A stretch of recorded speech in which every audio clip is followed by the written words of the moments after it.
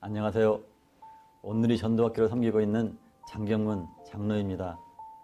복음을 전하다 보면 복음을 쉽게 받아들이는 사람도 있지만 어떤 경우에는 우리 집은 제사를 지냅니다, 절에 다닙니다 하면서 정중히 거절하는 사람을 만나기도 하고요. 어떤 경우에는 오히려 공격적으로 기독교는 이렇게 독선적이냐, 하나님이 있으면 이런 일을 벌일 수 있느냐 하고 공격적으로 나오는 사람들을 만나기도 합니다. 자, 오늘은 이렇게 정중하게 거절하거나 공격적으로 나오는 사람들에 대해서 우리가 어떻게 이야기를 그들에게 해줄까에 대해서 다루는 반대 질문 다루기에 대해서 말씀드리겠습니다. 오늘부터 3주 동안 반대 질문 다루기에 대해서 함께 나눌 것입니다.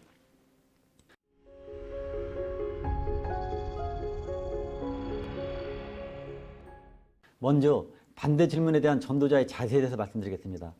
첫 번째는 논쟁을 피하자는 것입니다. 다른 말로 말싸움을 하지 말자는 것입니다.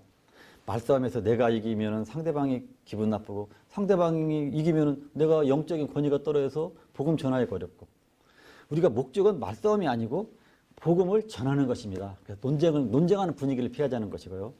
두 번째는 긍정적으로 받고 오히려 칭찬하자.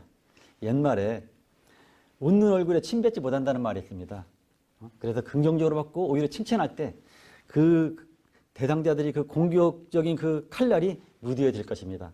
세 번째는 인내와 온유함으로 하자. 자, 그들은 영적인 세계를 모릅니다. 그래서 쉽게 복음을 받아들이지 못합니다. 자, 말씀에도 나와 있죠. 고린도서 12장 3절에 그러므로 내가 너에게 알리노니 하나님이 영으로 말하는 자는 누구든지 예수를 저주할 자라 하지 아니하고 또 성령으로 아니하고는 누구든지 예수를 주시라 할 수 없느니라. 그분들에게는 성령님이 계시지 않기 때문에 주라고 고백하기가 쉽지 않습니다. 또 예수님께서도 말씀하셨습니다. 내가 진실로 진실로 내게 이르노니 사람이 거듭나지 아니하면 하나님 나라를 볼 수 없느니라.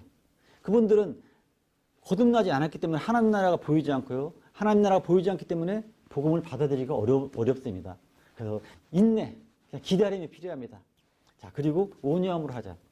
전도는 동역입니다. 나는 심었고 아볼로는 물을 주었을 때 오직 하나님께서 자라나게 하신다는 이 말씀처럼 내가 그 시간에 내가 복음을 전하지 못하더라도 또 다른 분이 그 대상자한테 복음을 전할 수 있도록 좋은 감정으로 이렇게 온유함으로 그분과 이렇게 관계를 맺는 것이 좋습니다. 자, 네 번째는 이 시간도 기회이다. 자, 반대 질문 자체가 하나의 접촉점이라 했습니다. 그래서 반대 질문을 이렇게 던지면은 이 시간도 기회라고 생각하고 이제 우리가 생각하는 거고요. 그분들 대화를 하다 보면 모순점이 있습니다. 그 모순점을 찾아서 그들에게 전해주면은 그분들의 마음이 움직일 수 있습니다. 그 다음에 다섯 번째는 대답할 것 항상 준비하자. 당연하죠. 이 준비하기 위해서 지금 이 시간을 갖는 겁니다. 자, 첫 번째 반대 질문입니다. 하나님을 믿을 수가 없다. 자, 이건 참 중요한 내용입니다. 그 대상자가 하나님을 믿지 못하겠다는 분들이 하나님이 계신 것 같으네. 하나님을 믿게 되면은 성경을 믿게 되고요. 성경을 믿게 되면은 복음을 받아들일 수가 있습니다. 아주 중요한 내용입니다. 자, 그 배경은 뭐일까요? 보이지 않기 때문에 그러죠. 잡히지 않기 때문에 그러죠. 자, 그래서 예를 들어서 조카, 친구, 어르신들이 아이고 하나님 보이지도 않는데 어떻게 믿나 이렇게 얘기를 했을 때 이것을 가정해 놓고 그 대답하는 형식으로 한번 말씀을 들어보겠습니다. 아이고, 당신은 어떻게 하나님 보이지도 않는데 어떻게 믿죠? 이렇게 질문했을 때 당연합니다. 긍정적으로 받고 오히려 칭찬하라겠죠? 거기다가 또 추가적으로 참 과학적입니다. 이렇게 지성적입니다. 이렇게 얘기해 줄 수도 있고요. 자, 그 다음에 모순점을 찾아야겠습니다. 자, 그런데요.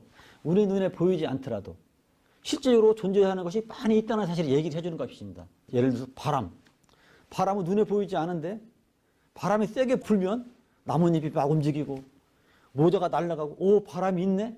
분명히 보이지 않더라도 바람은 존재한다는 것입니다. 또 전기와 전파, 라디오가 들리는 것도 TV가 보이는 것도 전파가 있기 때문에 그러죠. 자, 그리고 전기. 시골에서 전기 탄다 가지고 전기선 잘못 만지면 분명히 전기나 전파나 바람이 있지만은 눈에 보이지 않습니다. 왜 그럴까요? 어째서 이런 일이 벌어질까요? 그것은 우리 사람의 한계 때문에 그렇습니다. 우리 사람은 오감을 가지고 우리가 사물을 인지합니다. 쳐다봐서 누구 여기 누구 계시네? 들어서 누가 나를 부르고 있네? 만져서 열이 있다 없다? 그리고 된장찌개인 줄 알았더니 냄새 맡아보니까 이거 청국장이네? 맛도 청국장이네? 이렇게 오감을 가지고 우리가 사물을 인지합니다. 그런데요, 오감을 벗어나 있는 것이 너무나 많이 있다는 것입니다. 요새 유행하는 바이러스, 코로나 바이러스 안 보이지 않습니까? 그러나 분명히 존재한다는 건 누구나 다 알죠. 자, 그러면 뭐 바이러스 너무 조그만해서 그렇다고 치면은 인공위성 우리보다 훨씬 크죠. 분명히 인공위성이 하늘에 다닙니다. 그래도 우리가 알아볼 수 없습니다. 왜 그럴까요? 우리 인간의 한계 때문에 그런 거죠.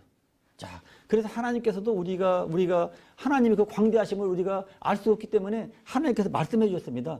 만물을 지어주시고 하나님께서는 이 만물을 보면 나인 줄 내가 지은 줄 알라 이렇게 말씀하셨습니다. 성경 보면은 창세로부터 그의 보이지 아니하는 것들 곧 그의 영원하신 능력과 신성이 그가 만드신 만물에 분명히 보여 알려졌나니. 자, 하나님 분명히 능력과 신성이 있는데 어떻게 하냐? 만물을 보면 알 수 있다고 되어 있습니다. 자, 우리가 사과나무에 사과가 열린 거 보면 사과나무인 걸 압니다. 배가 열린 거 보면 배나무인 걸 압니다. 마찬가지로 만물을 보면은 하나님이 계시구나. 대단히 능력과 신성 대단하시구나. 이걸 알도록 그렇게 만물을 만들어 주셨다는 것입니다. 하면서 이제 창조론과 진화론에 대해서 이제 대상자한테 물어봅니다. 여기서 지금까지 얘기한 것 시간이 없으면 그 젊은 사람들한테는 먼저 창조론과 진화론에 대해서 먼저 이렇게 우리가 공격적으로 질문하면서 복음을 전할 수도 있습니다. 자, 그러면 창조론과 진화론에 대해서 말씀드리겠습니다. 자, 그럼 창조론은 뭐냐? 창조론은 온 우주 만물을 창조주 하나님이 만드셨다는 거고요. 진화론은 누가 만드는 것이 아니고 스스로 생명체가 뿅 생겨났다는 것입니다. 자, 다른 말로 창조주는 뿅 생겨난 게 아니고 누가 만들었다. 그분이 바로 창조주 하나님이라는 거고요. 진화론은 누가 만드는 것이 아니고 스스로 뿅 생겨났다는 것입니다. 거기에 더해서 이 새로운 환경에 적응하기 위해서 새로운 환경으로부터 자기를 보호받기 위해서 변화되는데 종을 뛰어넘어서 변화했다는 것입니다.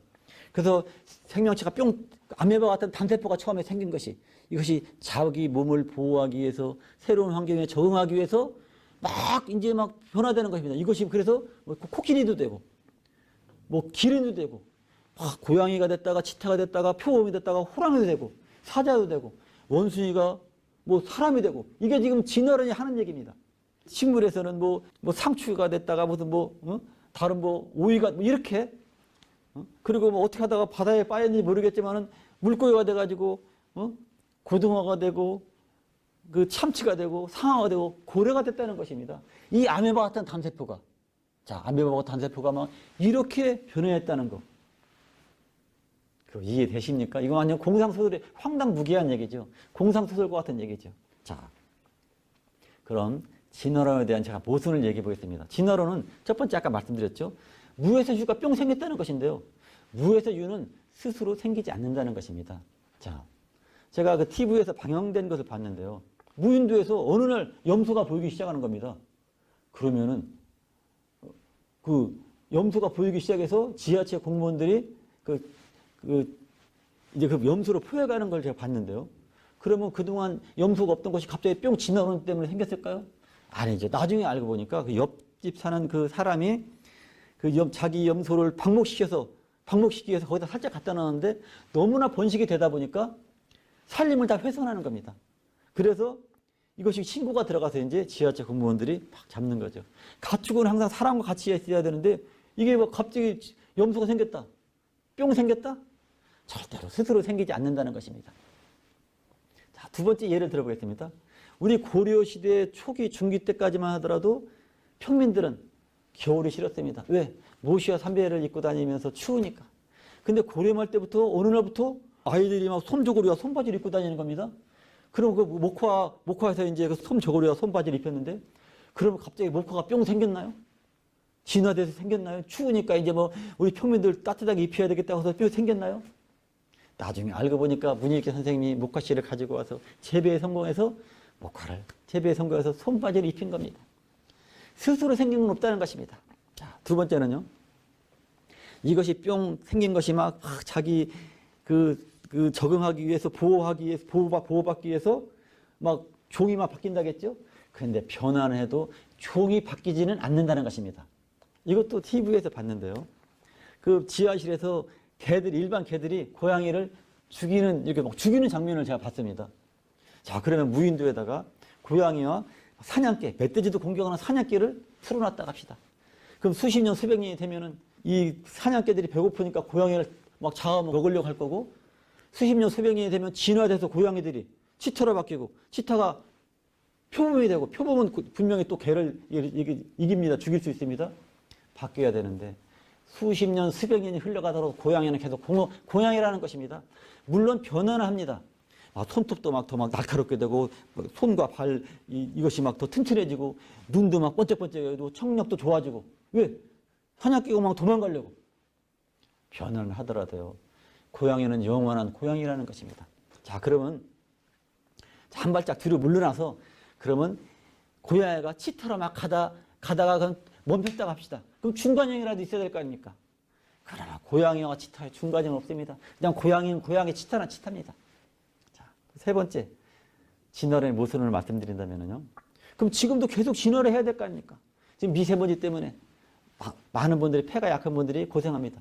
자, 그러면 막 수십 년, 수백 년 미세먼지에 쏘이다 보면은 폐가 하나 더 생겨야 될 거 아닙니까? 그 미세먼지만 정화하기 위해서. 수십 년, 수백 년이 생기도록 폐질을 만들지 사람에게 폐가 더 하나 생기지는 않습니다. 자, TV에 보니까 사자가 임팔라도 놓칩니다. 속도가 늦어갖고. 멧돼지도 못 잡더라고, 속도가 늦어서. 그러면 수십 년, 수백 년 흘러가면은 독수리 같은 날개가 생긴다든지, 표범과 같은 다리가 해서 빨리 달려가든지. 그런데 사자는 그냥 영원한 사자입니다. 그럼 또 이렇게 얘기할 수도 있죠. 아이고, 사자는 최상위 포식자인데 그 상태로도 충분히 살아가는데 뭘 진화합니까? 그렇다면 생쥐를 생각합시다. 생쥐는 고양이에서 조그만 생쥐. 제일 낮은 그 계열인데, 그런 수십 년, 수백 년이 되면 더 큰 쥐로, 두더지로 바뀌어야 될 거 아닙니까? 그러나 영원히 생쥐는 생쥐로 남아있는 것입니다. 자, 그리고요, 이 진화론을 주장한 사람이 다윈이 1809년도에 태어났는데요. 1800년대에 주장한 겁니다. 그러니까 이런 이게 좀 핸드폰이 좀 무겁죠? 이 무거운 것들은, 쇠 같은 것은 이게 공중에 뜨지 못한다는 그러한, 만약 핸드폰이 날아다닌다고 하면 아마 정신이 이상하다고 할 겁니다. 근데 100년 후에 라이트 형제가 비행기를 만들어서 띄웠습니다. 그래서 제가 좀 드리고 싶은 얘기는, 그만큼 다윈이 비과학적인 시대에 태어나서 100년 전이니까, 비행기 100년 전, 만든 100년 전, 그 비과학적인 시대에 다윈이 이 진화론을 주장했다는 것입니다. 그럼 창조론에 대해서 말씀드려보겠습니다. 자, 창조론. 창조론은 창조주 하나님이 온 우주 만물을 만드셨다는 것입니다. 스스로 뿅 생긴 게 아니라는 것입니다. 자, 제가 금방 핸드폰도 보여드렸는데, 이게 우리가 보이는 모든 것들로도 목적이 있이 만들었다는 것입니다. 핸드폰 그냥 만들어야 됐나요? 전화하게 만들었죠. 자, 여기 보면 볼펜이 있네요. 볼펜 그냥 뚝 떨어졌나요? 쓰기 위해서 만들어졌죠. 또 마우스가 있네요. 이걸 돌리게 해서 지금 마우스를 해서 돌리고 있는데요. 이렇게 눈에 보이는 많은 것들은 다 목적이 있이 만들어졌습니다. 우리 사람이 뿅 생겼나요? 우리 부모님이 만드셨죠. 그 부모님 뿅 생겼나요? 부모님. 계속 올라가면 첫 번째 부모님이 계십니다. 그 부모님 뿅 생겼나요? 아니죠. 그 부모님을 우리 하나님께서 특별한 목적을 갖고 만드셨다는 것입니다. 자, 이렇게까지 얘기한 다음에 그 다음에 한번 이제 질문 한번 던져보는 겁니다. 계란이 먼저냐, 닭이 먼저냐, 이렇게 질문 던지면은 많은 사람들이 대답을 못 합니다. 자, 그럼 두 번째 질문합니다. 씨가 먼저냐, 씨가 있는 열매는 나무가 먼저냐. 그러면은 그때 이제 얘기를 해줍니다. 자, 성경에는 씨가 아니고 씨가 있는 열매는 나무를 만들었고, 계란이 먼저 아니고 알을 낳는 닭을 만드셨고, 하나님께서 아기가 아니고 아기를 낳을 수 있는 우리 성인 남녀를 만드셨고, 이렇게 얘기하고, 그 다음에 이 종류대로 얘기하려고 이제 이 지금 완제품 얘기를 하는 겁니다. 자, 그리고 성경에는 말씀하십니다. 각 종류별로 만들었다. 씨 있는 채소대로 종류별로, 상추, 오이, 종류별로 만들었다고 되어 있고요. 그리고 그 열매 낳는 나무도 사과, 배, 종류대로 만들었다고 되어 있고요. 고양이면 고양이, 치타면 치타, 표범이면 표범. 호랑이 이 종류대로 만들었다고 성경은 기록되어 있습니다. 특별히 사람은 하나님의 형상대로 특별한 목적을 가지고 하나님 우리와 교제하기 위해서 우리가 행복해지길 원해서 만드셨다는 것입니다. 그 다음에 이제 에너지론에 대해서 이제 말씀을 드립니다. 자, 에너지론. 움직이는 모든 것에는 에너지가 필요하다는 얘기를 해주는 것입니다. 그래서 제일 먼저 팽이 비유를 드는 게 좋습니다. 자, 우리가 이제 어렸을 때 팽이를 칩니다. 자, 팽이를 치죠. 야, 경문아, 이제 그만 밥 먹어라 하면 이제 밥 먹으러 들어가면 팽이가 돌다가 못 씁니다. 왜? 에너지를 더 이상 안 주니까. 자, 제가 이렇게 이야기를 하는 것도 밥을 못 갔기 때문에 이야기를 합니다. 에너지가 지금 있기 때문에. 아침에 제가 이제 오면서 조금 이게 늦은 것 같아갖고 엑셀을 좀 밟았는데, 그럼 엑셀을 밟았다고 차가 움직이는 겁니까? 아니죠. 기름이라는 에너지 때문에 차가 움직이는 것입니다. 비행기, 기장이 운전해서 움직이는 것입니까? 아니죠. 비행기도 기름이 있기 때문에 움직이는 것입니다. 놀이동산에서 놀이기구들이 막 움직입니다. 전기 스위치 한번 꺼보세요. 그대로 다 못 씁니다. 이처럼 모든 움직이는 것에는 에너지가 필요합니다. 자, 그런데요. 태초부터 움직이는 것이 있었습니다. 무엇일까요? 그것은 지구입니다. 처음에는 지구를 중심으로 해서 태양이 도는 걸로 생각했는데 알고 보니까 태양을 중심으로 지구가 돕니다. 또 지구가 태양을 중심으로 도는 줄 알았더니 알고 보니까 스스로 자전합니다. 막 돌고 있습니다. 아까 제가 팽이 막 에너지를 줄 때 팽이가 돌듯이 지금 지구는 지금 계속 돌고 있습니다. 누가 이 에너지를 준다고 생각하십니까? 바로 창조주 하나님이 지구 도는 에너지를 주고 있다는 사실입니다. 자, 그 달나라 처음 간 사람이 있습니다. 암스트롱 미국 그 사람인데요. 아폴로 11호. 제가 이제 어렸을 때입니다. 그 신문에서 그걸 봤는데요. 그 달나라에서 온 우주를 보면서 하나님은 살아계시구나 이렇게 고백한 것을 제가 그 신문을 봤습니다. 자, 이렇게까지 해놓고서 이제 다시 창조론과 진화를 물으면 아까 처음에 창조론과 진화론에서 물으면은 한 8, 90%는 이제 진화를 믿는다고 합니다. 그리고 일부에서는 나 생각해보지 않았다. 또 극히 일부에서는 또 창조를 믿는다고 하는데요.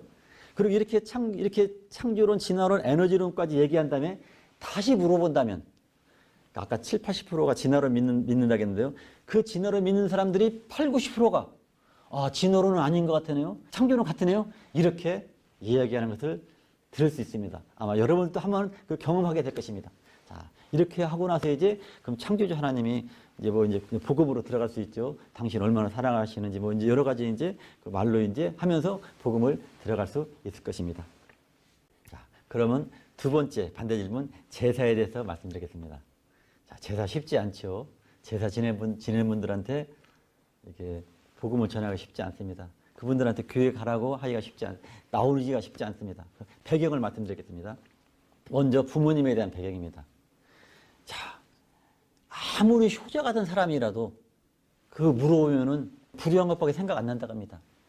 진짜 또 아주 그냥 불효자 같은 사람이라도 자, 그렇게 속을 썩인 사람도 대화를 해보면은 내가 부모님한테 이렇게 속을 썩였다고 이야기하는 걸 들을 수 있습니다.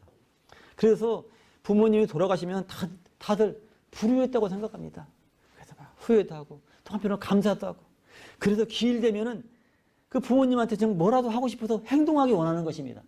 그래서 제사상도 준비하고 막 절도 하고, 응? 그리고 이제 평상시에 항상 모든 부모님들은 우애하라고 하니까 부모님 중심으로 남은 가족들과 정도 나누고 부모님 살아계실 때는 가족끼리 얘기하더라도 부모님 말 듣지도 않습니다. 그냥 막 자기 마음대로 하더라도 부모님 돌아가시고 나서 이제 부모님은 이제 중심으로, 응? 부모님 중심으로 이제 가족들과 이제 다 음식도 하고. 자, 그래서 이게 제사는 있죠. 하나의 그 가족을 이루는 끈의 역할을 합니다. 끈을 역할합니다. 그래서 제사를 안 지나면 이 가족에서 내가 떨어져 나오지 않는가 이러한 불안도 있습니다. 또 한편은 또 그 제사 안 드리면 내가 또 두 번 불효하는 거 아닌가 이런 생각을 갖고 있습니다. 이래서 제사를 지내려고 하는 거고요. 또 조상님에 대해서는 뭐 감사라기보다는 제사 드리지 않으면 어떤 우환이 오지 않을까 하는 이런 생각 때문에 이제 제사를 지내는 경우가 많이 있습니다. 자, 그래서 이제 제사 때문에 참 교회가 어렵습니다 하는 분들한테 네, 아주 참 긍정적으로 받고 오히려 칭찬하라. 효심이 깊군요. 이렇게 얘기한 다음에 모서점을 찾아라. 그런데 조상님이 신이 돼서 직접 이 제사상을 받는다고 생각하십니까? 물어보면은 한 명을 제외하고 다 아니죠 얘기합니다. 그 한 명도 아마 사춘기 그 소녀처럼 그 여자분이었는데 조상님 내려옵니다 했는데 사실은 웃으면서 얘기하고 보면은 실제적으로 조상님이 신이 내려와서 제사상을 받는다고 생각하는 사람들은 내가 한 명도 경험하지 못했습니다. 그렇게 되면 그렇죠. 그 조상님이 직접 내려오는 건 아니지만 그럼에도 불구하고 우리가 제사를 지내는 것은 하면서 아까 얘기한 대상자의 마음에 공감을 하는 겁니다.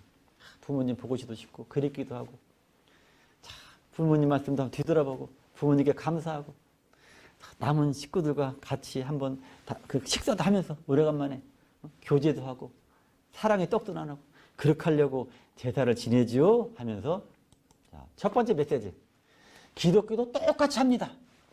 기독교도 똑같이 부모님을 추모하고 마음을 담아서 사진도 보고 영상도 보면서 부모님을 생각하면서 부모님을 이렇게 생각하고 기리며 추모하고 부모님 말씀도 뒤돌아보며 부모님께 감사하고 남은 가족들과 식사를 하면서 정도를 나눕니다.